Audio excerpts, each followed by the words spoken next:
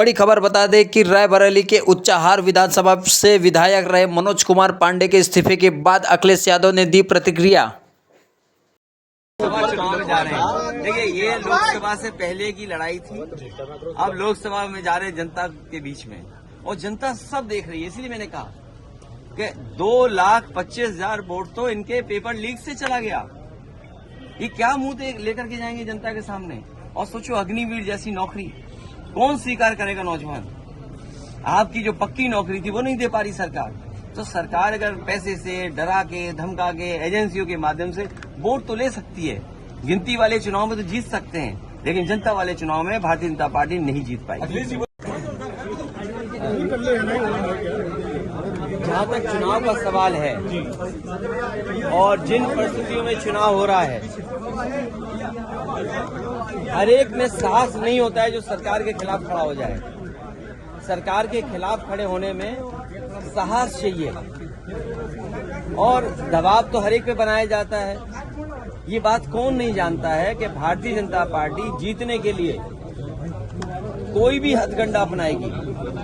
जिस भारतीय जनता पार्टी ने चंडीगढ़ में बेईमानी की हो, बैलेट से जब वोट पड़ा, जीतने के लिए उन बैलेटों को किस तरीके से बिगाड़ा गया, किस तरीके से वोट खराब किया गया, और अधिकारी के माध्यम से उस समय अगर सीसीटीवी न होता और बैलेट से वोट न पड़ा होता, तो शायद भारतीय जनता पार्टी को इस तरह से बदनाम होते हुए नहीं कोई देख पाता। जहां तक यूपी का सवाल है, राज्यसभा के चुनाव में भारतीय जनता पार्टी ने सब कुछ किया है वोट लेने के लिए, और जो लोग गए हैं उनमें साहस नहीं रहा होगा सरकार के खिलाफ खड़ा होने में। सर, क्या कार्रवाई?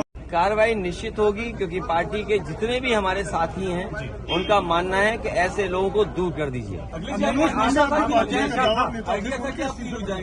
अभी तक तो कद्दावर नेता लग रहे थे, लेकिन कद्दावर नेता निकले नहीं, ये बात समझ में आ गई।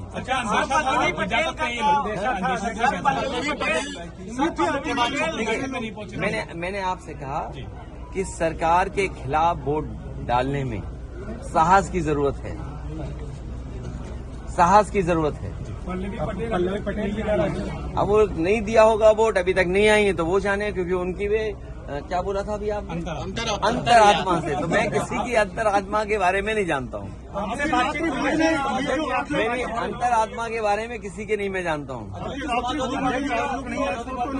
कोई बात नहीं, जब जो भोज में नहीं आए, चर्चाएं आपके माध्यम से भी थी, चर्चाएं और तरह से भी थी। अब उन बातों को आप बेहतर समझते होंगे कि कोई क्यों चला गया, किसी को सिक्योरिटी की जरूरत रही होगी, किसी को धमकाया गया होगा कि आपके मुकदमे पुराने हैं, आपका इतना रिकॉर्ड अच्छा नहीं है, आपको ये लाभ दे दिया जाएगा। सुनने में तो बहुत कुछ चीजें आ रही हैं, सुनने में तो पैकेज के बारे में भी आ रही हैं। वो बात समझ में नहीं आ रही कि वो पैकेज छोटा था कि पैकेज बड़ा था।